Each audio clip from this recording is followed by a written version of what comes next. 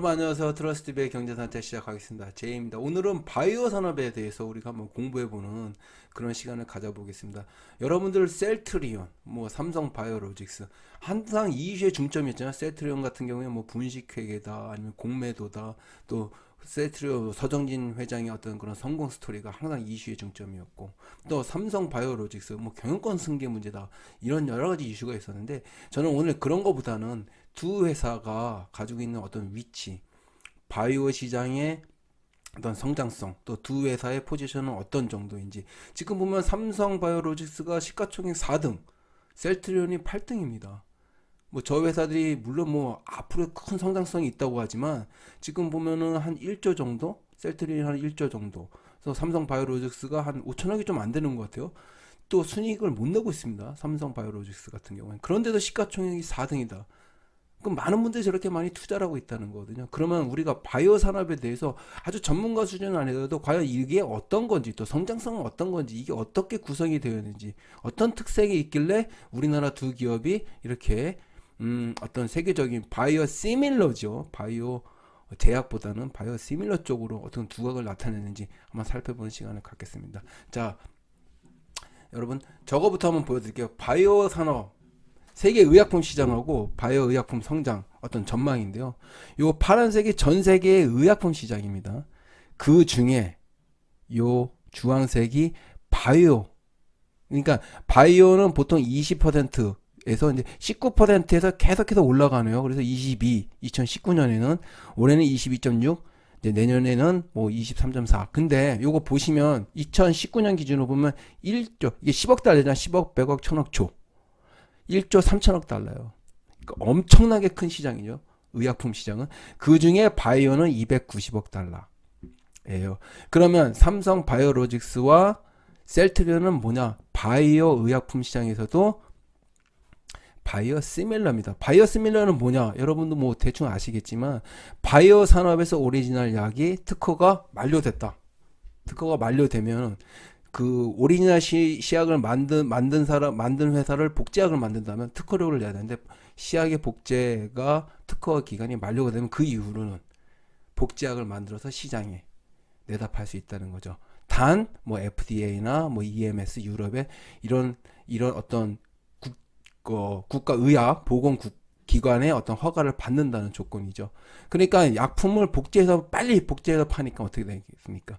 원가가 굉장히 낮고 개발 기간을 단축시킬 수 있고 이미 약을 만드는 어떤 그런 그 프로세스나 방법이 다 오픈되어 있거든요. 그걸 가지고 공장을 빨리 지어가지고 복제약을 만들어서 더 싸게 시장에 내다 팔 수 있다는 거죠. 물론 약효는 100%는 아니겠지만 거의 99.9% 비슷한, 약효는 거의 비슷한데 약값은 반값이야. 그런 시장을 여는 게 바이오시밀러입니다. 그 시장 규모를 한번 볼게요. 요거를 보시는 게 낫더라고요. 요걸 보시면 글로벌 약품 시장은 이제 2020년에는 1조 달러입니다. 1조 174억 달러인데 그 중에 바이오는 3,800억이고 여기 보면 이제 그 중에 바이오 시밀러 규모는 240억 달러. 그죠? 그러니까 이제 전체 의약품 시장의 한 20-30%가 바이오 의약품이고 바이오 의약품의 한 10% 정도가 바이오 시밀러 시장이다. 그러면 우리나라 주적인 삼성 바이오로직스나 셀트리온은 글로벌 의약품이나 바이오 의약품이 아닌 바이오 시밀러다. 그건 한번 꼭 알으셔야 될 것 같고요. 그 다음에 그러면 바이오 시밀러가 뭐냐? 바이오 시밀러 여기 보면은 그냥 위키피디아에도 위키 백과에서 제가 그냥 친 건데요. 바이오 복제약이다. 바이오 제네릭이라고 부르고 일반 의약품의 화학적 제재로 저전모 화물이 이렇게 얘기하는데 복제가 완료된 원 바이오 오리지널 제품을 로열티를 내지 않고 빨리 만들어서 상품을 시장에 내는, 그러니까 한마디로 말해서 복제약이다 이렇게 생각하시면 될 것 같아요. 그러면 바이오 시밀러 시장의 어떤 매출 전망, 아까는 의약품에 대한, 아까 이제 의약품 시장도 보면 굉장히 빨리 이렇게 보십시오. 의약품 성장, 의약품도 인간의 수명이 늘어나고 인구 늘어나니까요. 우리나라야 인구가 줄어들 거라고 걱정하지만 그러니까 어떻게 되겠습니까? 의약품 시장 성장도 올라가고 있고요. 당연히 근데 아까 보면은 시장을 보면은 이제 여기 2013년하고 2020년을 비교한 겁니다. 그러면은 증가하고 있습니다만 보면 더 눈에 띄는 게 바이오 시밀러 같은 경우 2012년에 8억 달러인데 2019년에 240억 달러 크죠. 그래서 그 시장 전망성을 제가 이건 바이오 시밀러입니다. 바이오 의약품도 의약품 시장도 바이오 의약품도 아닌 바이오 시밀러 그 중에 이제 보시면 2015년에 특허가 만료됐다는 거예요. 많은 제품들이 오리지널 제품들이 바이오 제품 중에 특허가 만료된 게 2015년에 많으니까 저렇게 급속도로 늘어났습니다. 그래서 2016년에 보면 이게 100억 달러 정도인데 2019년에는 무려 2.5배가 성장합니다. 4년 만에. 그래서 250억 달러로 성장한다는 겁니다. 또 요거는 아까는 2019년까지만 있길래 요거는 이제 예상치죠. 2019년부터 2024년까지 보면은 연 24.6%가 성장한대요. 그러니까 굉장히 빠르고 크게 성장하는 게 바이오 시밀러 시장이라는 거죠. 바이오의 전망도 좋지만 그 중에 바이오 시밀러 복제약을 만드는 저 시장도 굉장히 크고 우리나라는 사실 의학에서는 우리가 선진국이 아닙니다. 그렇지만 바이오 시밀러 쪽에서는 아마 두 회사가 아마 세계적인 기업으로 성장하려고 지금 하고 있어요. 자, 그러면 국내에 있는 이제 바이오 기업들 이렇게 보시면 바이오 시밀러에서는 삼성 바이오로직스하고 셀트리온, 그다음 대형사들도 한미약품 유명하잖아요. 한미약품 유한양의 SK 계열이겠죠. 바이오팜, 녹십자, 대웅제약도 여러 바이오 제품을 그죠 개발을 하려고 하고 있고 개발을 이미 해서 임상 실험을 거치고 있고요. 바이오 벤처 보면 바이오롬에도 여러분들 다 아실 거고요.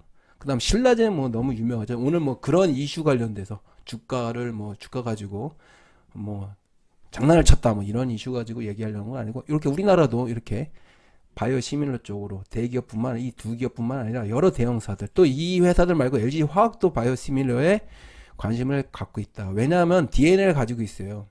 우리가 세트 메이킹이라고 하는데 과감하게 투자를 해서 프로세스를 개선하고 기술을 개발해 가지고 그죠 제품을 내고 원가 경쟁을 갖추는 그런 사업에 대해서는 LG전자도 DNA를 가지고 있죠. 삼성전자는 당연히 가지고 있고요. 자, 그러면 요건 바이오 기업들입니다. 전 세계 바이오 기업에서 랭킹을 이렇게 따져놓은 건데요. 이렇게 보면 존슨앤존슨, 뭐 노바티즈, 화이자 뭐 이런 회사들은 규모 자체가 보면 보십시오. 여기 시가총액이 우리나라 총액으로 봤을 때 뭐 360조 이게 옛날 자료입니다. 한 2, 3년 전 자료인데도 230조, 270조 삼성전자가 뭐 380조 한다고 하지 않습니까? 근데 존슨앤존슨, 노바티스, 화이자, 뭐 루슈 유명하잖아요. AbbVie 이런 회사들, 머크. 근데 우리나라 요 회사들 여기 있습니다. 요 밑에 제가 좀 크게 해서 보여드려야 되는데 여기 보면 이제 셀트리온이 45조로 여기 나와 있는데 지금은 23조입니다. 여기 안 보이네요.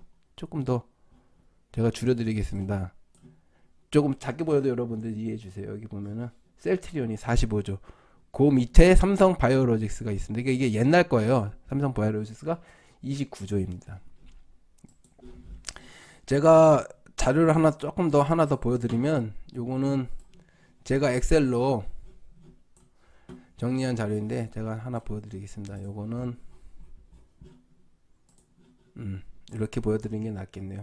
제가 이제 시가총액 세계 100대 기업을 조금 이렇게 분석을 한번 해서 여러분들한테 뭔가 보여드리려고 하는데 이거 보시면 이제 세계 100대 기업 중에 이 주황색 기업들이 이게 바이오 기업들입니다. 주황색 기업들이. 그래서 뭐 존슨앤존슨 아까 말한 뭐 로슈 이런 회사들이 있는데 무려 100대 기업 중에 16개가 헬스케어나 라이프 사이언스.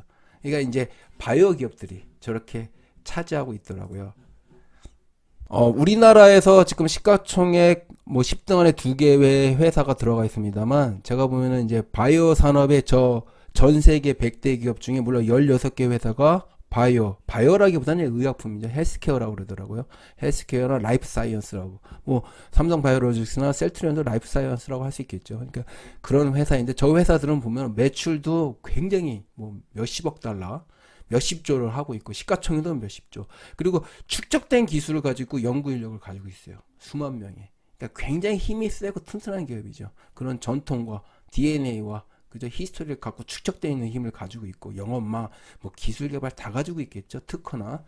근데 이제 삼성 바이오로직스는 거기에 오리지널이나 의약품보다는 거기에서 좀 빠르게 성장하고 우리가 가지고 있는 DNA나 특허 그 어떤 빨리 투자를 해가지고 기술 개발을 해가지고 원가 경쟁력을 갖는 이런 쪽으로는 우리가 세트 메이킹이라고 할 수 있어요. 그런 산업을 우리가 명령을 그렇게 하는데 그런 쪽에서는 아주 큰 기술을 어떤 우리의 특색을 가지고 있죠. 한국인이. 그래서 크게 성장할 수 있지 않나 제가 보고요. 그러면 이제 바이오시밀러 정의 아까 뭐 했던 건데 이제 제가 정의를 한번 다시 한번 이제 보면은 이미 존재한 약을 그죠? 바이오 의약품을 개발하는 것이 아니라 이미 존재하는 약을 신약을 개발하는 게 아니라 존재하는 약을 만드는 것인가 훨씬 수월할 수가 있고 그죠? 일반 바이오 오리지널 제품보다 50%나 싸기 때문에 시장성도 더 크다. 그죠? 지금 이런 거고요. 그 다음에 우리가 아까 약은 아까 두 가지가 있었지 않습니까? 오히려 이제 합성약이죠. 우리가 뭐 일반적으로 보는 감기약이 합성약이나 합성약 시장이 더 크고요. 바이오 시장은 아마 그거의 한 20% 30%였지 않습니까? 근데 합성약은 이제 뭐가 전세포로 이렇게 빨리 퍼지기 때문에 좋은데 단점이 뭐냐면 우리가 항암에서도 봤지만 항암제가 뭐가 문제입니까?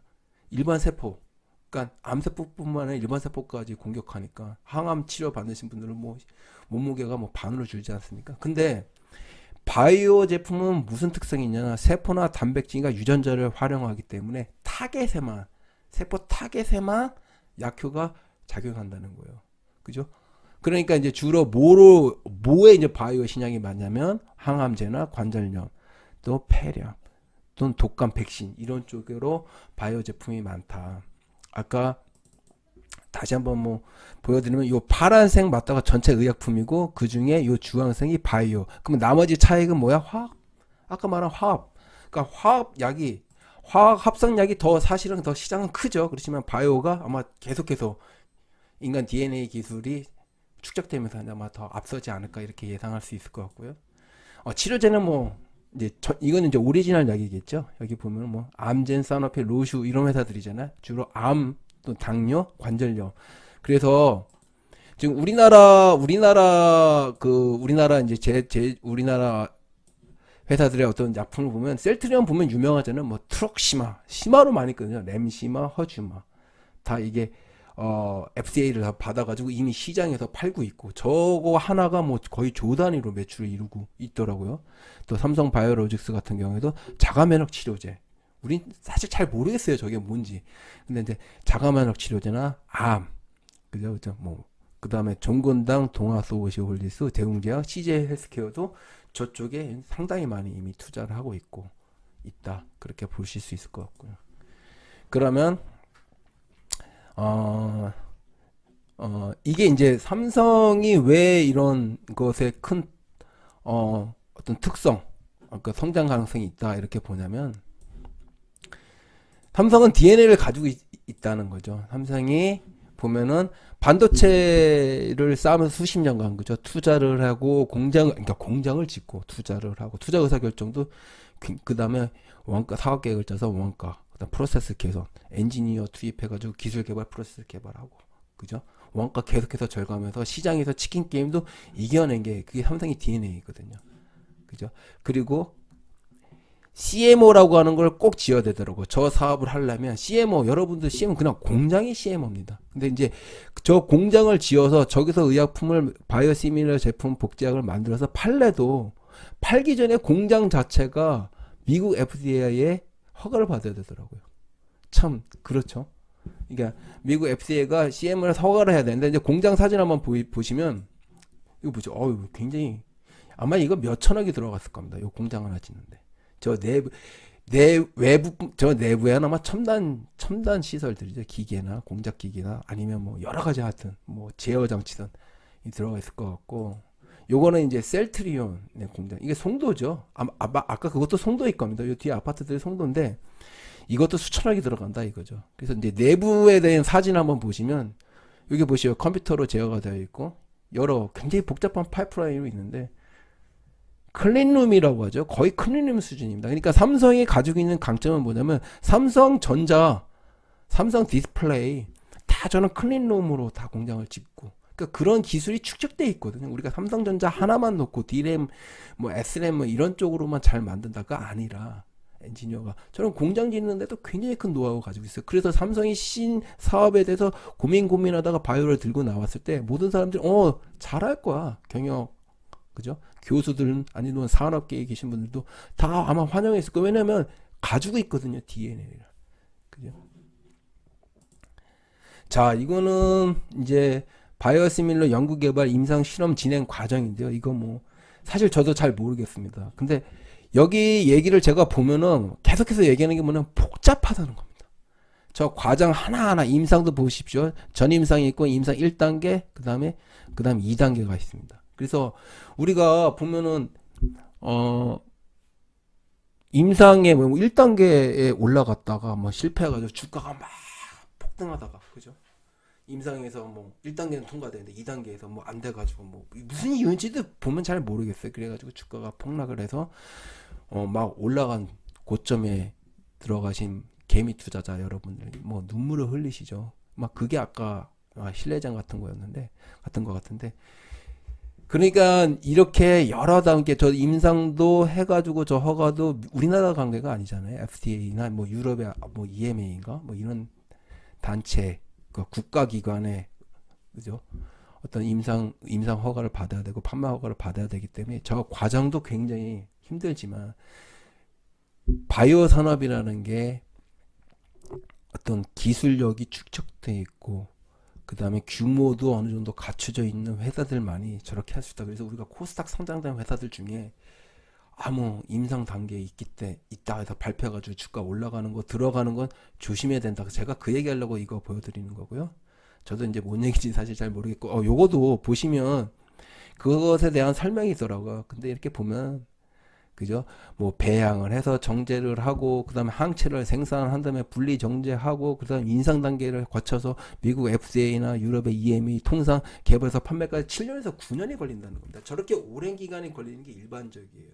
근데 우리가 우리는 뭐 항암제, 타격 항암제를 우리가 개발을 할 거야라고만 해도 주가 올라가고요. 어떤 경우에는 그냥 작전 세력이 붙는 것 같아요. 아니면 했어. 그래서 뭐 임상 단계에 있어. 임상 단계 거치지도 않았는데 그럼 막 주식이 올라가고, 이런 거는 여러분들 투자를 지양하시는 게 좋다. 저는 이제 그거 얘기하려고 이걸 아까 보여드린 거고요. 이제 이거는 한양대 경영학과 교수님 최성진 전 누군지 모르지만 이분의 말씀이 굉장히 맞는 것 같아서 제가 보여드린 거예요. 삼성바이오로직스는 삼성의 가장 잘하는 캐치업 전략이 통하는 회사다. 반도체와 유사하다는 거죠. 반도체처럼, 반도체도 아무런 기술이 없는데 과감하게 투자하고 기술자들 데리고 와서 기술 개발하면서 프로세스, 그죠? 그리고 투자가 해야 될 때마다 오너가 과감하게 투자를 하면서, 그죠? 공정 기술 개발 계속하고 원가를 절감해서 결국에 치킨 게임에서 살아남았죠. 살아남을 때까지 또 계속해서 투자를 해주는 그런 의사결정까지도. 그러니까 삼성이 세계적인 기업이 된 게 그 전에 뭐 사실 흑백 TV도 못 만들던 회사 아닙니까? 그러니까 캐치업 전략이 가장 통할 것 같다. 그런 DNA를 삼성이 가지고 있다. 그래서 매치업이 된다, 잘할 것 같다, 이런 얘기인 것 같고요. 요거는 아까 이제 제가 간단히 말씀드렸지만 이것도 이제 그 교수님이 쓴 건데요. 평균 5조 원에 들어가는 반도체 공장을 25개나, 그다음 1,700건의 이제 플랜트를 건설한 삼성물산이나 삼성 엔지니어링이죠. 그래서 바이오 공장 짓는데도 아마 첨단 기술이 들어가야 된다고 그러더라고요. 아까 CMO죠. 그 CMO 공장을 지으려면 미국 FDA의 허락을 받아야 되지만 대규모 공장을 지을 때도 항상 의학 이동하고 관련된 공장 자동화, 그죠? 뭐 반도체 공장이든 이건 첨단 기술이 들어가야 되는데 그런 걸 많이 해봤기 때문에 DNA 건축 조정에서도 운영뿐만 아니라 DNA를 가지고 있다. 지금 그 얘기인 것 같고요. 이건 셀트리온 이제 매출입니다. 이제는 셀트리온하고 삼성바이오로직스 중심으로 두 회사를 한번 비교해 볼게요. 셀트리온 보면은 9천억에서 무려 흑자로 5천억이 냈습니다. 그래서 셀트리온이 요 2017년 실적 발표했을 때 말해서 2018년 초에다가 주가가 가장 많이 올라갔습니다. 그죠? 한번 확인해 볼까요? 이거는 아니고요. 요거 셀트리온 보면 그쵸, 여기 2018년 1월입니다. 그러니까 2017년에 실적 발표하고 9천억인데 매출 9천억인데 순이익을 5천억을 내니까 이제 저렇게까지 올라갔다가 지금은 요때가 무려 32만 원이었습니다. 그러다가 이제 쭉쭉쭉쭉 떨어져서 지금은 17만 원 정도대에 있습니다. 그 다음에 우리가 셀트리온 볼 때 셀트리온 헬스케어를 실적을 꼭 봐야 되더라고. 왜냐면 셀트리온은 CMO에서 저거를 어디다 파나 독점적인 판매권을 가지고 있는 셀트리온 헬스케어에 팝니다. 그러니까 셀트리온의 시가총액이 한 23조고 셀트리온 헬스케어가 거의 한 10조 정도 되더라고요. 그러면 셀트리온 헬스케어가 저거를 받아다가 이제 그저 세계적인 제약사들한테 이렇게 팔고 있는 거예요. 근데 보면 매출이 지금 2조 원이죠. 아까보다 더 큽니다. 그죠? 셀트리온이 1조예요. 그러니까 저걸 또 팔았다가 저거를 셀트리온에서 저걸 사다가 1조 정도면 뭐 사다가 판매비와 관리비를 붙여가지고 또 파니까 매출은 더 높다는 거죠. 셀트리온 헬스케어가. 그렇지만 두 회사는 그저 거의 하나의 몸이죠. 둘 중에 하나가 없어도 절대 안 되는. 특히 셀트리온 헬스케어는 셀트리온 회사가 없으면 저게 존재할 수가 없는 겁니다. 아마 저 두 가지 관련돼서 이슈가 있고 셀트리온 헬스케어에 그 제가 전자공시 시스템을 가서 보니까 셀트리온 헬스케어의 재무제표를 보고 셀트리온 우리가 많이 이슈가 되는 거가 분명히 있더라고요. 이건 셀트리온 헬스케어인데 여러분들한테 너무 복잡하게 제가 보여드리려고 하는 건 절대 아니고, 그러니까 이걸 보시면 화면 보이기가 참 보이가 안 되네. 근데 보면 이제 항상 문제가 되는 게 뭐냐면 손익계산서가 아닌 이건 셀트리온 헬스케어입니다. 그죠? 예, 여기 셀트리온 여기 보면 셀트리온 헬스케어인데요. 재고 자산이 문제가 돼요. 여기 보면 재고 자산이 무려 얼마냐? 10조 10억 100억 1000억조 16조 아니야 1조 6,900억 그죠? 1조 5 그러니까 저게 1조 7천억이라고 칠게요. 1조 5천에서 1조 7천억 계속 늘어나고 있고, 이제 저게 뭐가 왜 문제가 되냐면 저렇게 재고 자산을 놓고 매출을 잡습니다. 예, 자산을 잡고 저걸 매출을 잡을 수 있어요. 그러니까 재고 자산이 저렇게 늘어나고 있어요. 그래서 저게 분식회계는 아니냐 그런 논란이 있을 겁니다. 이제 그것에 대해서 오늘 얘기하려고 하는 것은 아니고요. 어찌됐건 간에 셀트리온과 셀트리온 헬스케어는 같이 봐야 된다. 그 재무제표도 여러분들 좀 보셔야 됩니다. 같이 사실은 그런 것 같고, 삼성바이오로직스 실적입니다. 삼성바이오로직스 실적을 보면은 2019년에 적자를 2번 냈죠. 그 다음에 매출 규모가 아까 셀트리온 같이 뭐 거의 성장을 하고 순이익을 꾸준히 내고 있습니다. 근데 삼성바이오로직스는 그렇지가 않아요. 그죠? 근데 삼성바이오로직스 시가총액이 더 큽니다. 자, 왜 그럴까요? 오늘 그것에 대해서 이제 좀 얘기를 하려고 제가 두 회사를 비교를 한 거고요. 시가총액이 한번 볼까요? 뭐 간단하게 뭐 확인 한번 하고 그렇게 하는 걸로 하겠습니다. 삼성바이오로직스는 퍼는 137이고 여기 시가총액 보면 30조 8천억이고, 셀트리온은 퍼가 85, 더 낮고요. 물론 퍼가 85도 굉장히 높은 수준입니다만 22조. 그러니까 무려 8조 원이나 삼성바이오로직스가 더 큽니다. 또 우리가 일반적인 시가총액 우리나라 회사들 보면 거의 뭐 10조, 20조, 50조, 60조씩 하는 회사들보다 지금 1조 하는 셀트리온, 물론 순이익은 굉장히 큽니다만 또 1조도 못하는 삼성바이오로직스가 시가총액 4등, 8등이에요. 이건 이제 아까 말한 그런 성장성이 앞으로 있기 때문에 그런 것들이 어떤 밸류에이션에 다 들어가 있는 것 같고, 삼성바이오로직스하고 셀트리온만 비교해도 셀트리온이 영업 기반이 더 튼튼합니다. 더 매출도 크고 순익도 더 크고. 근데 삼성바이오로직스 시가총액이 더 8조나 더 높다. 물론 셀트리온하고 셀트리온 헬스케어를 합쳐야 되지만 또 그러면 또 다른 얘기가 되지만 어찌됐건 간에 삼성바이오로직스도 이 기술 개발만 하는 바이오 신약 개발은 아니더라도 하여튼 아마 삼성 에피스 자회사도 있거든요. 근데도 하여튼 삼성바이오로직스가 더 시가총액이 높다라고 하는 건 삼성전자의 DNA, 과감하게 삼성전자가 초기 성장한 이유는 대규모 투자를 했고, 그죠? 장기의 적자를 감수하면서 빠른 개발 프로세스, 사람 투입하는 거죠. 그래서 뭐 삼성의 DNA 정신으로 제일 정신으로 품질 향상, 원가 개선 해가지고 그 이익을 다시 공장에 다시 아니면 투자 해가지고 결국 치킨 게임에 살아나서 승자의 독식을 하지 않았습니까? 삼성바이오로직스도 그런 DNA를 가지고 있다는 거죠. 근데 이 산업이 굉장히 맞다는 거예요. 왜냐하면 공장을 지어야 되는 거. 아까 CMO 공장도 수천억이 들어가는데 그런 의사결정, 과감한 의사결정을 해야 되고 돈도 굉장히 많이 있어야 된다. 단연간의 적자도 견뎌낼 수 있어야 된다. 그죠? 그런 걸 따졌을 때 아마 굉장히 삼성바이오로직스가 삼성전자 같이 이 앞으로 성장하는 바이오 시밀러 시장에서 삼성전자 같은 회사가 되지 않을까. D램에서 치킨 게임을 이겨내고 1등이 된 삼성전자처럼 삼성바이오로직스도 여기서 이 시장에서 아마 1등하는 회사가 되지 않을까. 그게 들어가 있다고 생각합니다. 밸류에이션에. 셀트리온도 대단한 기업입니다. 서정진 회장님 보면은 그런 얘기 하시잖아요. 맨날 이제 성공 스토리 얘기하면 돈 문제 때문에 너무 힘들어서, 그죠? 장기 명동 사채시장에서 장기 담보로 돈을 꿔가지고 뭐 그걸로 월급 줬겠죠. 그러다가 너무 힘들어서 내가 죽으러 갔다가 간신히 살아나가지고 죽지 않고 내가 그러면 2주만 살자. 간절함의 표현이자. 그래 내가 다 내려놓고 2주만 더 열심히 한번 해보자 그랬는데 이제 어찌됐건 간에 성공 스토리로 하시는 말씀이지만 삼성은 삼성이라고 하는 힘을 가지고 해서 어떤 회사를 키울 수 있는 그런 잠재력 포텐셜 분명 갖고 있고요. 셀트리온은 또 대단한 기업입니다. 왜? 밑바닥에서 아무것도 없는 상태에서 저분이 해서 43살에 실직자에서 저렇게 하신 거예요. 그 스토리 보시면 정말 기적의 기적입니다. 그러니까 밑바닥에서 맨 땅에 헤딩하면서 만들어 온 거거든요. 저 회사는 어떻게 보면 더 튼튼한 어떤 기반을 가지고 있다고 생각할 수 있어요. 셀트리온은. 그래서 두 회사가 제가 보면은 상호 경쟁을 하면서 앞으로 치고 나가면 아까 또 말한 우리나라 대형 제약사들이나 바이오 벤처들도 따라가면서 우리나라 바이오 산업이 크게 성장하지 않을까. 아까 시가총액 100개, 세계 시가총액 100등을 보면 무려 16개나 바이오 기업입니다. 우리나라는 저 두 회사 빼놓고 바이오 기업이 없잖아요. 그래서 우리나라도 성장을 하고 두 회사가 앞으로 끌면서 성장을 하면서 이 산업이 크게 성장하길 바랍니다.